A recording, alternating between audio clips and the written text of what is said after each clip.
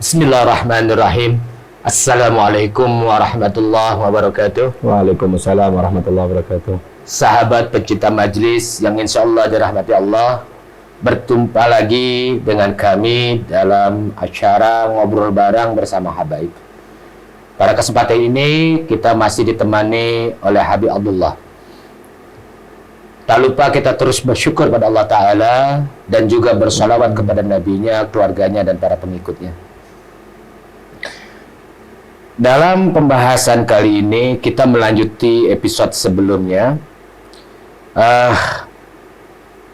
Kita masuk, mungkin sudah mendekati ujung daripada bulan Ramadan yang akan kita sampaikan. Baik, kita sapa dulu narasumber kita bersama Habib Abdullah. Assalamualaikum ya Habib Anda. Waalaikumsalam warahmatullahi wabarakatuh. Sehat ya? Sehat, Alhamdulillahirrabbilalamin.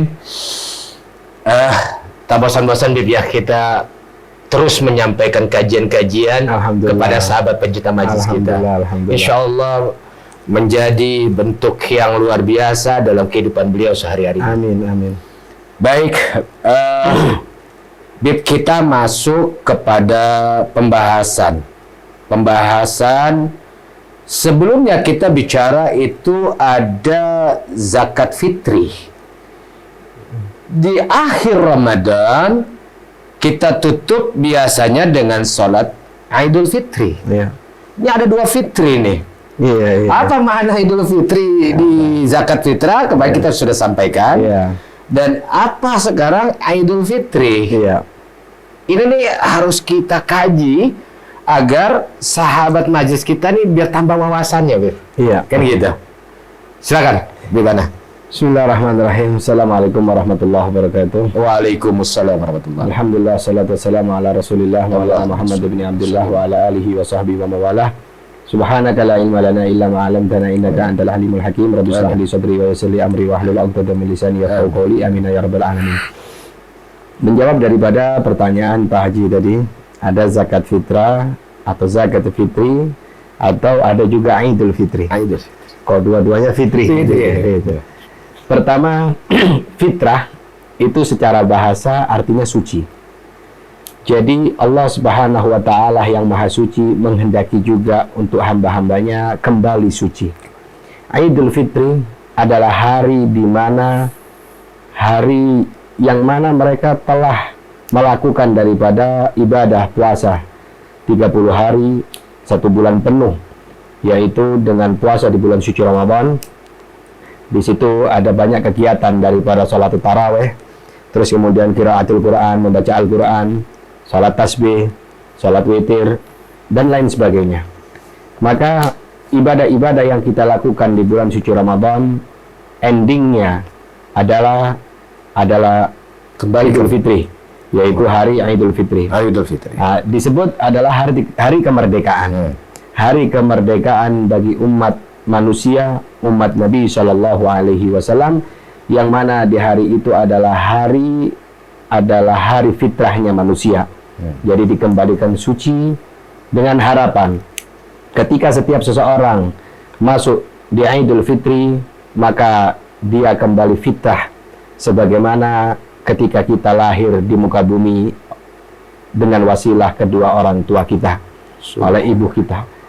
Jadi itulah yang disebut daripada makna daripada Idul Fitri itu sendiri. Sehingga kita akan suci, kita akan fitrah, kita akan bersih, sebagaimana seolah-olah kita telah melebur daripada dosa-dosa yang pernah kita lakukan dengan ibadah di bulan suci Ramadan. Mungkin itu yang bisa kita bahas atau kita sampaikan, apa makna daripada Idul Fitri itu sendiri. Baik, tadi Antum menyampaikan mengenai sedikit ibadah di malam harinya, salah satunya ada sholat tarawih. Nah, ini kenapa? Jadi kita agak sedikit mundur nih, Bib. Iya. Sholat tarawih. Sholat tarawih itu dengan beberapa bilangan. Iya. Ya. Yang menjadi persoalan yang menjadi persoalan di sini, kenapa sih sholat tarawih itu dilakukan tidak sekali saja, dilakukan berulang-ulang. Ada apa? Gitu kan? apakah di situ bentuk pencarian mendapat hal apa? Ya. Dia pencapaian apa sih? Gitu. Semisal kalau kita bicara sholat 5 waktu kan itu sholat zuhur ya setelah kita sholat zuhur 4 rakaat ada ba'diyahnya kan gitu kan, tidak zuhur lagi. Iya. Nah kan sholat sunnah Idul Fitri ini menarik. Setelah salam sholat lagi. Sholat tarawih maksudnya. Ya, sorry. Ya, sholat tarawih. Maaf, sholat tarawih itu. Selesai kita sholat tarawih, salam, sholat lagi, sholat lagi sampai bilangan tertentu. Iya. Apa sih sebetulnya yang dicari di situ? Iya. Apakah kelebihan atau kenikmatan atau apa seperti apa itu? Iya. Oke. Pertama, di dalam sholat tarawih itu adalah sholat yang mana hanya ada di bulan suci Ramadan. Ada bilangan-bilangan tertentu yang disepakati oleh para alim ulama dan yang mu'tamad, yaitu dengan bilangan 20 rakaat ditambah 3, 23 dengan witir, 3 dengan witirnya. Ada juga mereka yang melaksanakan bilangan yang dengan tanpa 20 atau 3 tersebut, atau bukan 23. Hal yang demikian itu pertama yang kita harus garis bawahi, pertama setiap seseorang itu mempunyai dasar. Dasar bahwasanya bilangan yang disepakati oleh jumhur ulama Ahlus Sunnah wal Jamaah, yaitu dengan 23 dengan witirnya itu adalah sebagaimana yang pernah dilakukan oleh Nabi Shallallahu Alaihi Wasallam.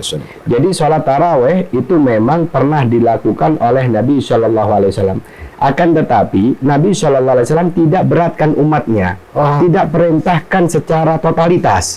Akan tetapi itu pernah dilakukan oleh Nabi Shallallahu Alaihi Wasallam, yang mana pertama ba'da salatul isya, salat ba'diyatul isya, Nabi Shallallahu Alaihi Wasallam melakukan sendiri. Terus kemudian diikutilah oleh para sahabat. Semakin hari semakin ramai yang mengikutinya. Semakin hari di bulan suci Ramadan semakin ramai. Karena khawatir dan takut Rasul Shallallahu Alaihi Wasallam akan menjadi beban akan umat setelahnya, maka Nabi Shallallahu Alaihi Wasallam di hari-hari berikutnya maka tinggalkan sholat tarawih tersebut. Takut wajib, takut memberatkannya. Nah, adapun pelopor daripada sholat tarawih adalah Sayyidina Umar bin Khattab. Kata Sayyidina Umar bin Khattab, kalau memang ini dianggap adalah bid'ah, maka ini adalah bid'ah yang paling nikmat, karena bid'ah yang mendekatkan diri kepada Allah Subhanahu Wa Taala. Jadi itu berkaitan dengan hal yang sekiranya dilakukan. Kenapa sholat tarawih itu dengan ada bilangan 23 rakaat dengan witirnya. Nah, adapun yang berpendapat bahwasannya dengan bilangan 11. Kayak gitu ya, ada bilangan 11. 11 itu adalah witirnya Nabi Shallallahu Alaihi Wasallam, bukan tarawihnya. Karena Rasul Shallallahu Alaihi Wasallam melakukan bilangan witir atau sholat witir itu di dalam Ramadan ataupun di luar Ramadan.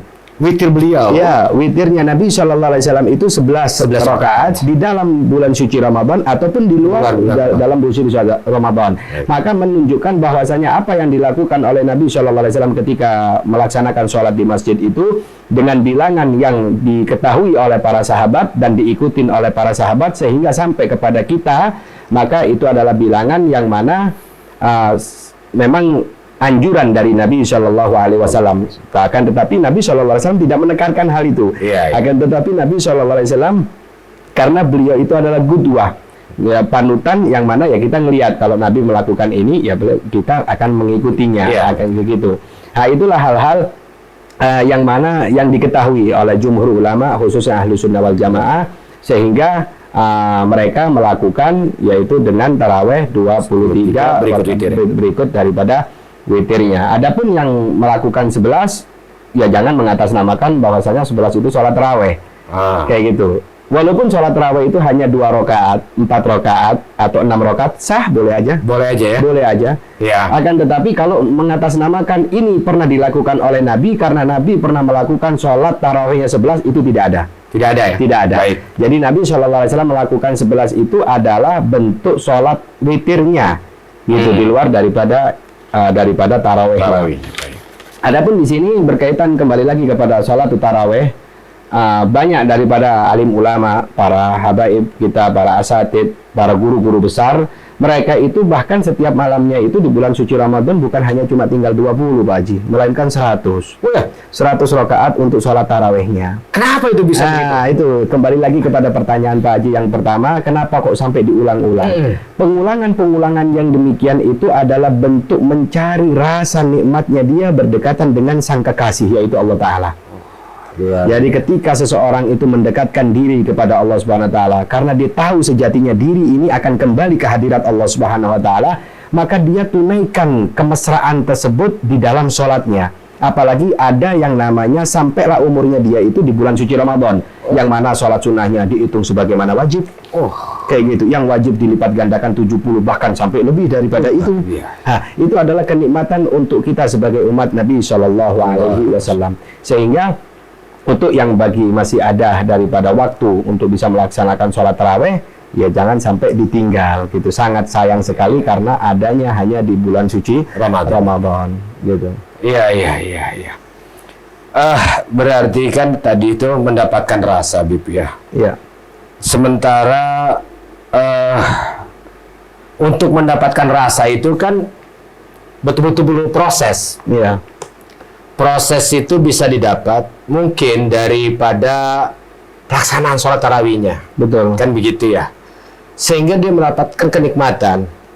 Nah, ini kalau kita lebih bijak melihat hal ini kadang-kadang sholat tarawih ini ada yang dilakukan dengan cepat mungkin gitu kan. Iya. Apakah itu dengan cara cepat itu bisa juga menimbulkan rasa? Iya. Gitu kan? Yang kami pribadi ingin tahu, gitu kan? Ada orang tuh yang betul-betul mendapatkan kenikmatan itu dengan cara dia meresapi, gitu kan? Betul. Kasar perlu waktu, gitu. Iya. Kalau ditimbang dengan yang pakpuk gitu kan? Iya. Nah, oleh karena itu di sini Allah Subhanahu wa taala menyatakan dalam ayat Al-Qur'an yang mana itu juga berkaitan ancaman. Ancaman kata Allah Subhanahu wa taala, wailul musallin alladzina hum an salatihim sahun. Celakalah orang yang sholat. Orang yang sholat aja masih celaka. Bagaimana yang meninggalkan sholat? Jadi yang sholat masih celaka di sini ini karena apa? Alladzina hum an salatihim sahun. Yang mana di dalam sholatnya itu dia lalai. Lalai yang dimaksud di sini ini lalai akan dia menghadap siapa? Pertama, tata cara adab, baik adab zahir maupun adab secara batin, maka itu harus diperhatikan. Rukun dan syarat daripada salat itu pun harus kita perhatikan. Terus kemudian berkaitan dengan hadas besar, hadas kecilnya harus kita ketahui juga. Oleh karena itu, dengan rangkuman yang begitu apik yang diajarkan oleh agama itu, ketika dilaksanakan dengan tata cara yang baik dan benar, insya Allah akan menghasilkan daripada rasa nikmatnya di dalam kita melaksanakan sholat. Oke. Berarti sahabat majelis, kita itu mesti mungkin di sini perlu mengulang-ulang kali Bip ya dalam kehidupan kita sehari-hari mempelajarinya. Yaitu bagaimana kita berhadas, mensucikannya bagaimana, saat ada besar dan kecil sampai kita bisa mendirikan sholat dan kondisi suci kepada yang maha suci. Betul. Oke. Itu bicara sholat. Kita kembali sholat Idul Fitri. Iya. Di dalam Idul Fitrinya, apa sih yang perlu kita persiapkan kepada diri kita untuk masuk ke dalam Idul Fitrinya? Iya, oke. Apa aja sih persiapan agar kita berjalan baik gitu loh? Iya, oke.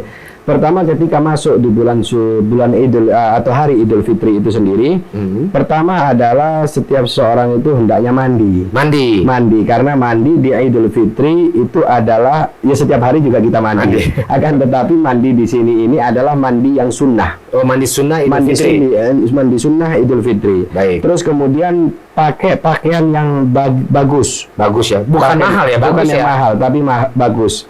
Terus kemudian diupayakan dan disunahkan juga itu dengan berwarna putih.